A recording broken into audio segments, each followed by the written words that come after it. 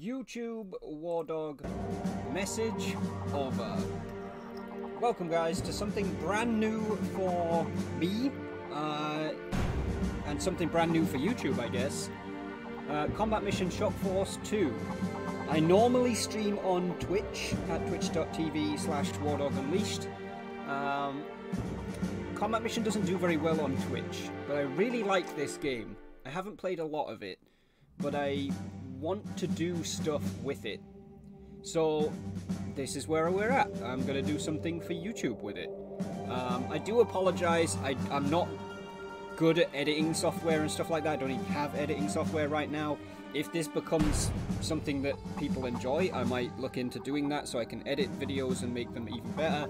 But for now, it's just going to be me recording some footage of Combat Mission and uploading it to YouTube. The plan is to go through basically every campaign in Combat Mission Shock Force 2. And we're going to start off with the Canadian campaign, the Khabour Trail. I apologize if some of my pronunciations aren't very good.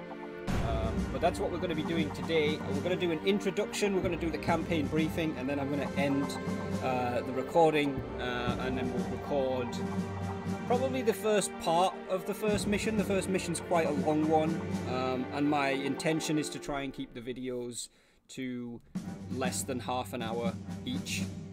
Probably around about the half an hour mark. This one won't get anywhere close to that though. So let's crack on. I'm going to take a look at campaign, and it's the Khabour Trail, the Princess Patricia Canadian Light Infantry Battle Group in action at Taltamia and Asaka. So we are going to be doing the turn-based. It is possible to do real-time in Combat Mission. Excuse me. I used to do that, and then I had a go at doing the turn-based, and I think it is a lot better. It's clearly how the game was intended to be played. I do feel like I should explain, I am going to be playing on basic training difficulty. As I said, don't play a lot of Combat Mission. I bought the game last year. I've played a couple dozen hours, I think. Maybe not even that. But I should give a shout out to an incredible Combat Mission YouTuber called Usually Hapless, who has lots of cool videos on it, including a lot of instructional ones, one of which goes over the difficulty levels, which he describes more as realism levels than difficulty levels, because like weapon damage and stuff like that doesn't change across the difficulties. It's mostly information sharing and spotting and stuff like that. So my plan is to play the Canadian campaign on basic training difficulty just to get through a campaign, because I've never finished one.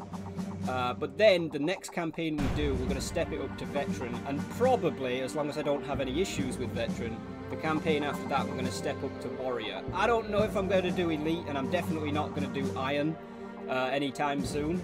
But yeah, this campaign going to be played on basic training difficulty. The next campaign will definitely not. We will absolutely go up to veteran, and then maybe we'll go up to warrior on the third one and keep it at warrior for the rest of them. So I hope that's okay. Like I said, it doesn't actually make the game any easier in terms of damage and stuff. It's mostly just in terms of information sharing. So here we go. Campaign briefing for the Khabour Trail. You can see where we are. We're up in the northeast of Syria. For those who don't know, Combat Mission Shock Force 2 is a fictional 2008 intervention into a Syrian conflict. I can't remember if it's a civil war or if it's something else, but it's a conflict in Syria, and NATO forces, the US, the UK, Germany, the Netherlands, and Canada have decided to come in and assist with that. The interesting part being that the game, the original game, Combat Mission Shock Force, because Shock Force 2 is like a re-release, the original game was created before the actual Syrian civil war started.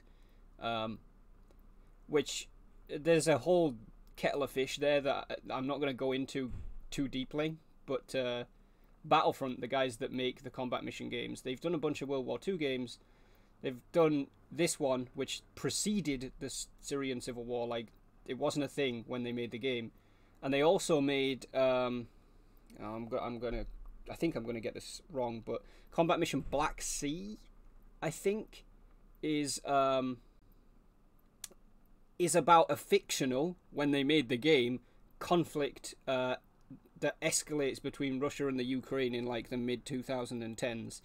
I haven't got that game, I haven't played it yet, but it's quite scary that that they seem to have at least predicted where the most unstable regions of the world were, is probably the best way of saying it. Anyway, I'll get on with this. So it's June 22nd, 2008, on the Turkish-Syrian border. Broadly speaking, northern Syria can be divided into 3 zones: Aleppo, Halab in the west, Ar-Raqqa in the centre, and As-Hasaka in the east. These 3 cities are the administrative capitals of their provinces and are important targets for coalition forces invading Syria from Turkey. The most important of these 3 is Aleppo. It is stoutly defended by the forces of the Syrian 2nd Armoured Division as well as special forces. There is also a detachment of Republican Guard units stationed in Aleppo. The responsibility of capturing Aleppo has fallen to the German forces. The second of these is Ar-Raqqa, situated on the north bank of the Euphrates River. It controls the bridges over the Euphrates. It is being defended by forces of the 12th Mechanized Infantry Division and the 18th Infantry Brigade. This target has been assigned to Dutch forces. The third of these cities is Al-Hasaka. It is the administrative capital of the Khabour River area, an economically vital area that supplies most of Syria's wheat and oil. It's defended by reserve infantry and a single battalion of special forces, which it doesn't say here. Oh no, it does. Mission. The responsibility of capturing Al-Hasaka has fallen to the Canadian forces. The Canadian Battle Group contains 5 companies formed from the Princess Patricia's Canadian Light Infantry Regiment. A Company is our support elements. B Company is our Battle Group recce units, which do not appear in the campaign. C Company is the Light Infantry Company from 3rd Battalion PPCLI, which is Princess Patricia's Canadian Light Infantry. D Company is a Mechanized Infantry Company from 1st Battalion PPCLI.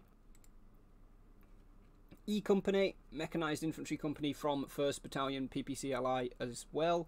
And F Squadron, a tank company from Lord Strathcona's Horse Royal Canadians. Heavy artillery support will be provided by 3 sections of M109A4 self-propelled howitzers. With the exception of aircraft, all blue forces that appear in the campaign are core forces, which, as I understand combat mission, core forces essentially means they are persistent throughout the campaign, the casualties and stuff that you take. But it looks like if we lose a plane, we get replacement planes. The Syrians have learned much from the Iraqis' experience in the first 2 Gulf Wars. Due to our total domination of Syrian airspace from day one, the Syrians have concentrated their most effective fighting units, the armour and mechanized divisions, into the comparative safety of the cities. They have also disbanded large numbers of their reserve and militia infantry formations and organised these troops and their equipment into formations of Fedayeen fighters, capable of hiding amongst the civilian population and ambushing our forces more effectively. So what is the plan? The operation to secure Al-Hasaka will take place in 3 phases. The battle group must seize a vital bridge across the Khabour River located within the town of Taltamir. C Company will conduct an airborne assault on the southern section of Taltamir to secure the far bank, while D Company launches a simultaneous assault across the bridge. E Company will secure the north side of Taltamir. Phase 2 takes place later in the morning. C and D companies will undertake a combined action to capture the town of Nasri, while E Company will secure the Nasri Bridge. Assuming that Taltamir and Nasri are successfully captured, Phase 3 will commence. The battle group will move on to attack Al-Hasaka. First, they will seize the road and railway bridges in the southern sector of the city, advancing south down Route 716. They will swing south off the highway after the town of Al-Bandashi, about 5 kilometers to the west of the city, and strike at these bridges. Through the southern suburbs of Al-Hasaka, through the railway station, and from there on through a few blocks of dense urban terrain to capture 3 vital bridges over the Khabour River designed, I think that should be designated, Anne, Nancy, and Wilson. Notes. Bonus points. Most campaign missions will award bonus victory points for limiting friendly casualties or inflicting heavy enemy casualties. These points are over and beyond the points listed in your mission briefing materials and are not required to successfully complete any mission. Core units. All friendly units encountered in this campaign, other than off-map fire support, are core units, and their losses will carry forward through the rest of the campaign. Replacements, repair and resupply. You will not receive any replacements for casualties or disabled vehicles for the duration of this operation. Your vehicles will not be repaired during the campaign. You will, however, be fully resupplied with ammunition between most missions. Collateral damage. Many missions that take place in inhabited areas will carry with them the risk of collateral damage to innocent civilians. The notes section of every mission briefing will include an assessment of collateral damage risks in the AO, area of operations. If the risk is deemed to be present, then you should avoid using high explosive weapons such as bombs, missiles, tank shells or rockets on civilian buildings.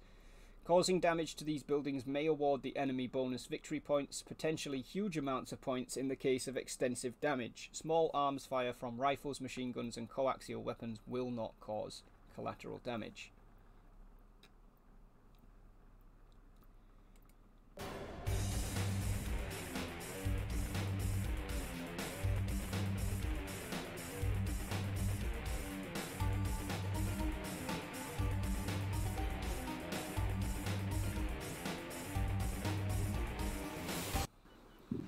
Okay, here we are on the mission briefing for the first mission, Killing Time.